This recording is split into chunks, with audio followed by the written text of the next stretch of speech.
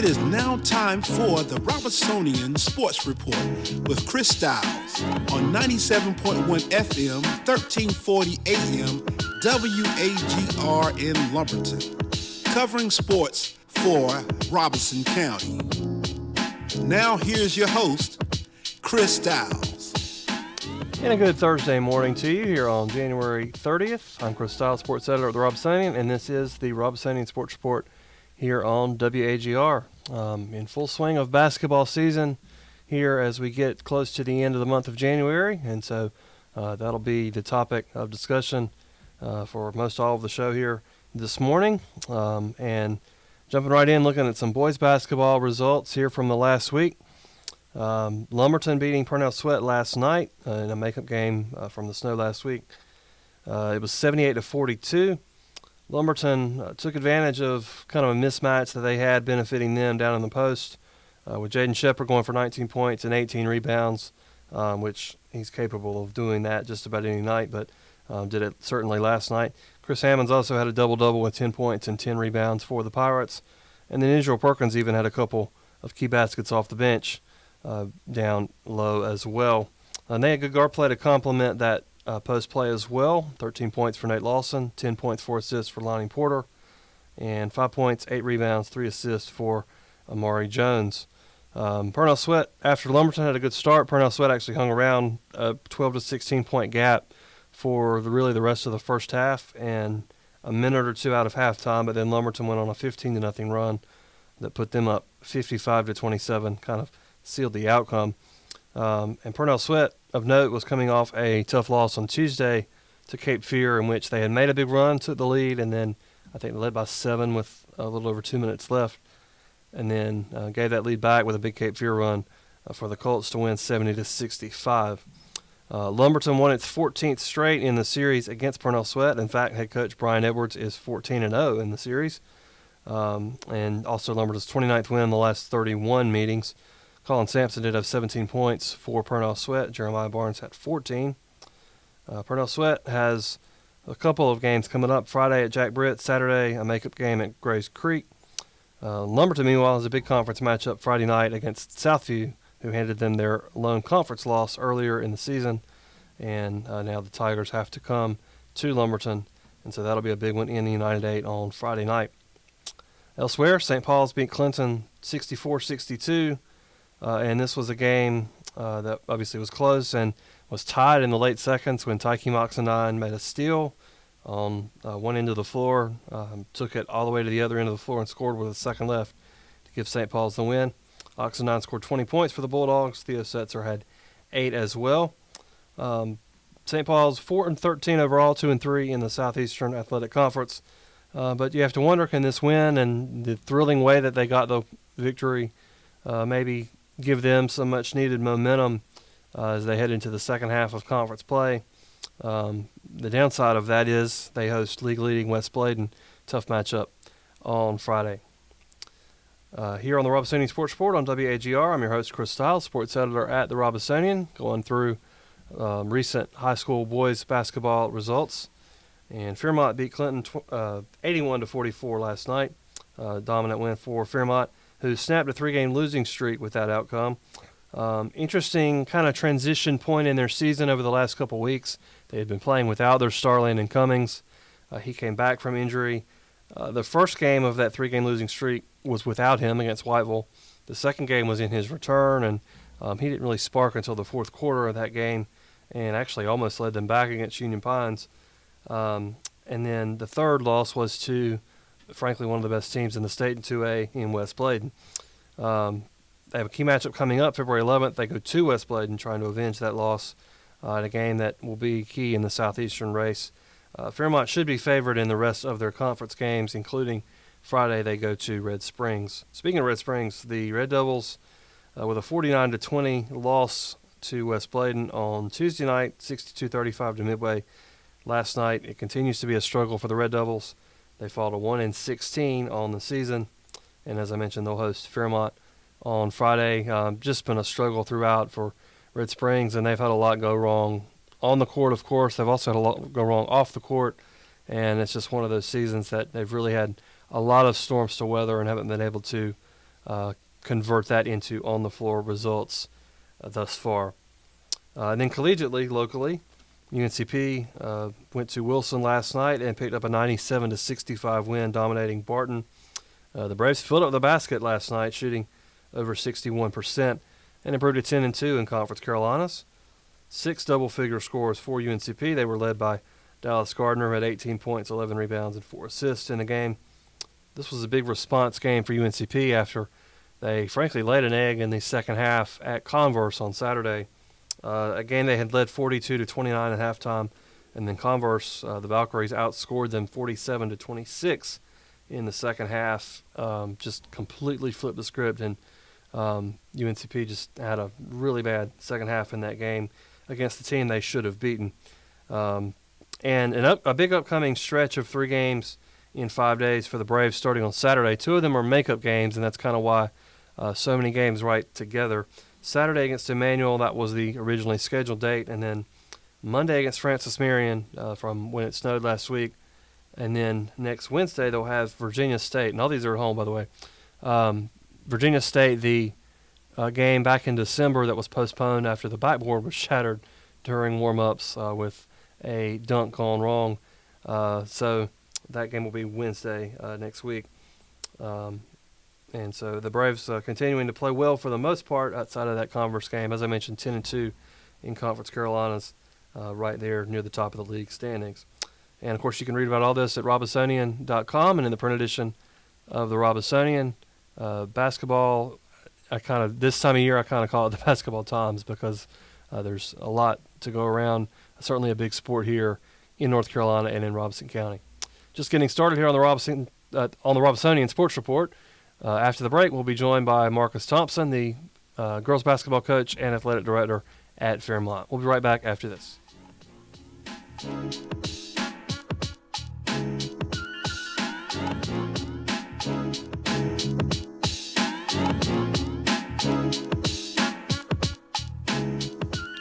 Back on the Robesonian Sports Report here on WAGR, and we're joined over the phone by Fairmont girls basketball coach and athletic director Marcus Thompson. How's it going, Coach?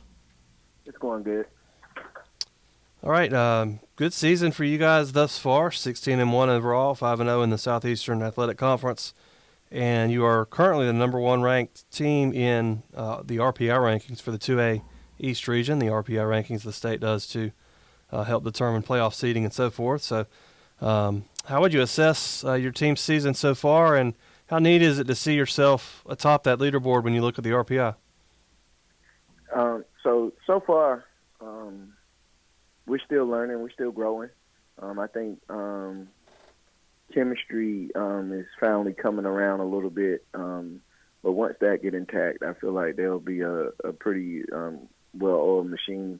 I'm impressed. The girls have done pretty much everything I have asked them to do as far as preparation. This summer was a big summer as far as showing up, working out, getting in the weight room. And they continue to lift and go about their daily routine. And just encourage them to try to take no days off. So it is hard to get a group to fall in line. But I'm excited and I'm a little impressed with how they're trying to be as obedient as possible. And Tanaya Sims, your senior leader in the front court, and as you let me know in the last couple of days, earning an East-West All-Star selection coming up next summer, and she's also a Winston-Salem State signee. So what does that mean to the program, having an East-West pick, but also what has her leadership meant to this team? Well, it's huge for Tanaya, and because it's huge for Tanaya, it's huge for the program. And what I mean by that is her signing at Winston, it takes some pressure off of herself to feel like she has to be impressive, which you and I both know she's impressive on her own. Yeah. And so that helps the team relax, and that helps her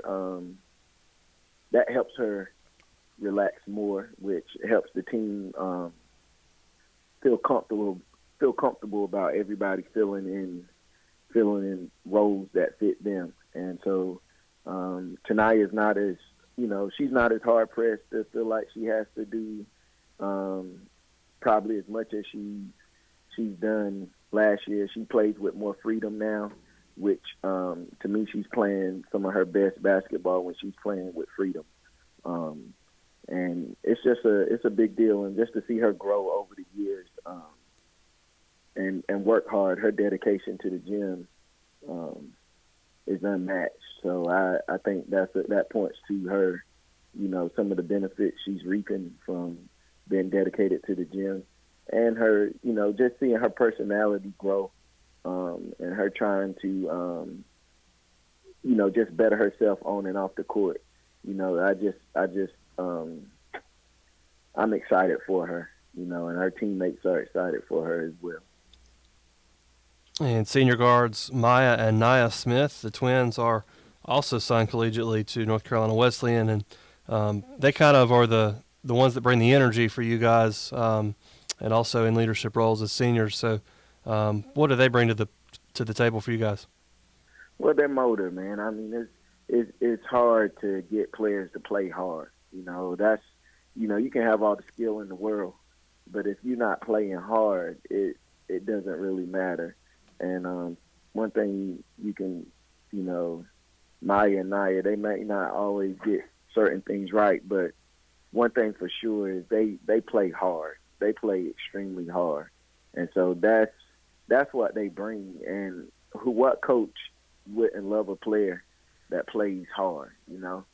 I think every coach loves a player that plays hard, and it's hard to find players with the motor that those two young ladies have. They're going to get after it, and that's what I love about them. They're going to get after it. They fit the mold for Fairmont basketball because that's what we do. We hustle. We play D. We get up and down the court, and they're perfect for that. And where they're going to school at North Carolina Wesleyan, that's how they play basketball, and so they're going to fit right in. And a couple of additions to the team this year that have been really impactful: freshman guards Lyric McNair and Aaliyah Duran. Aaliyah's had some big moments, some big shots for you through the season, and then Lyric has scored in double figures the last 6 straight games. I think 9 of her last 10. So, how much has their addition, even as they're developing as freshmen, how much has their addition really helped take you guys to a whole new level? It definitely takes us to another level just because of their ability to handle the ball, and their ability to play the game. Those two young ladies can flat out play, and as they grow in the 10th graders and 11th graders, it's going to be scary. But those two ladies can flat out play. They're also what I would consider very similar to Tanaya's been a gym rat. They love the gym. They love working out, and they want to be better. It's those two. They ask a lot of questions about how can I get better? What do I need to work on? And when you're bringing that to the table with a core group that had already won games, it doesn't do nothing but give you a boost. So they're a blessing to have. They're definitely a blessing to have. And once they learn this high school game a little more, it's going to be beautiful. And I think like you were saying, Lyric, I think she's coming around, and Leah has had good games. It'll be nice to see it all come together with everybody hitting on all cylinders. That would be nice to see just from a team perspective. Here on the Robesonian Sports Report on WAGR, I'm your host, Chris Stiles, sports editor at the Robesonian, and we're talking with Marcus Thompson, who is the girls basketball coach and AD at Fairmont.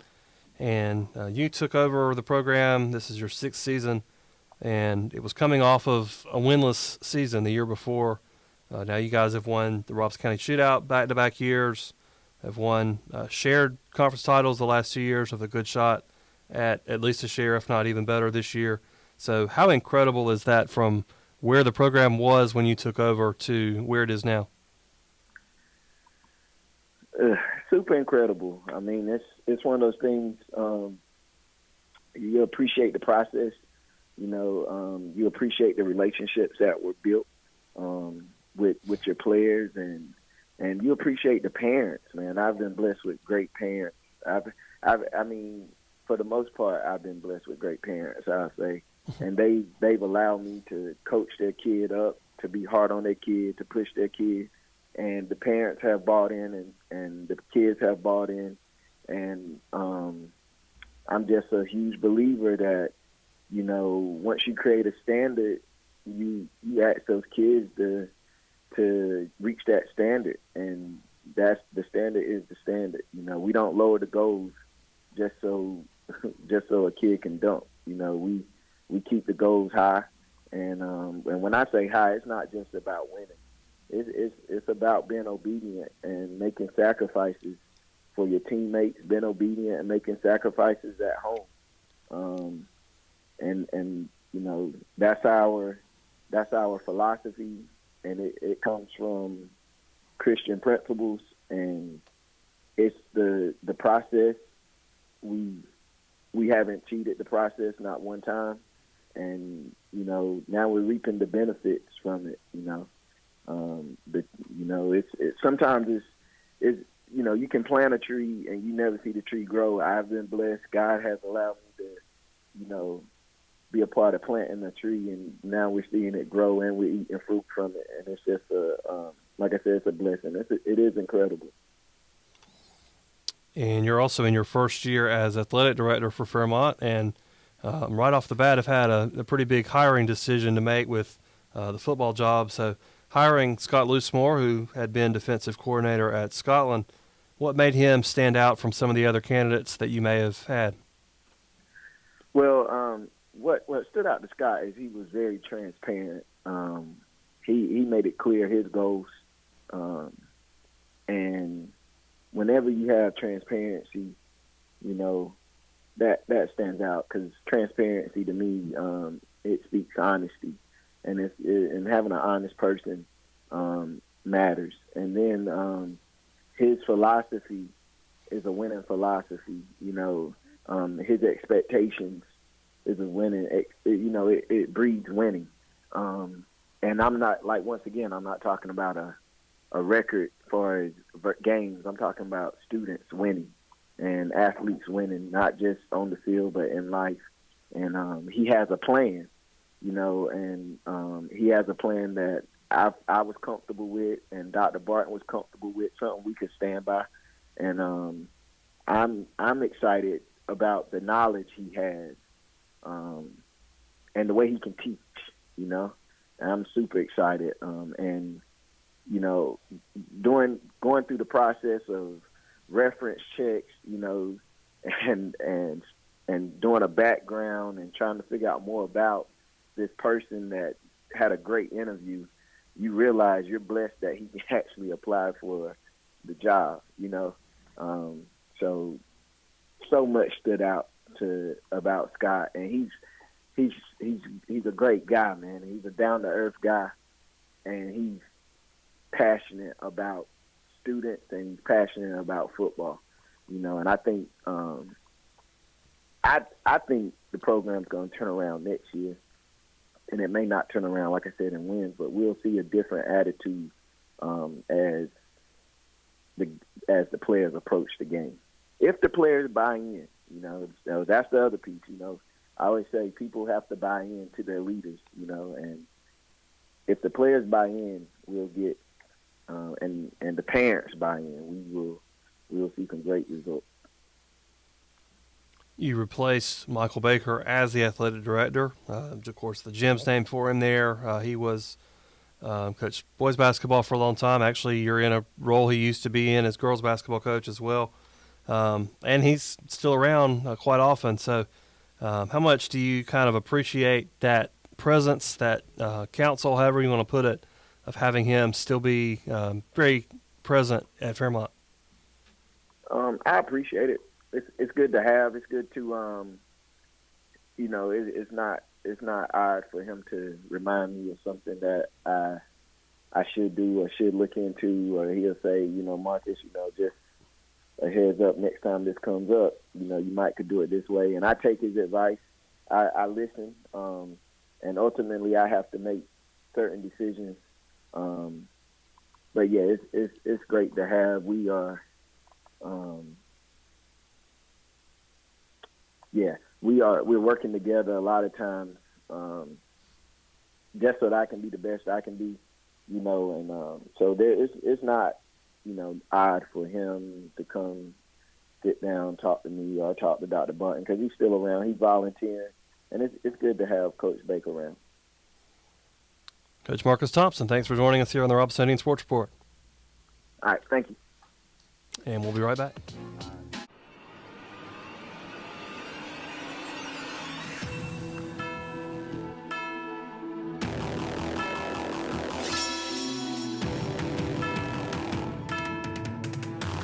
Back on the Robesonian Sports Report here on WAGR, and quickly going over girls basketball recent results in upcoming games as well here locally here in the last segment of the show. And we just talked to Marcus Thompson, Fairmont girls basketball coach, and the Golden Tornadoes continue rolling after they beat West Bladen 63-14 on Monday night, and then beat Clinton 55-33 on Tuesday.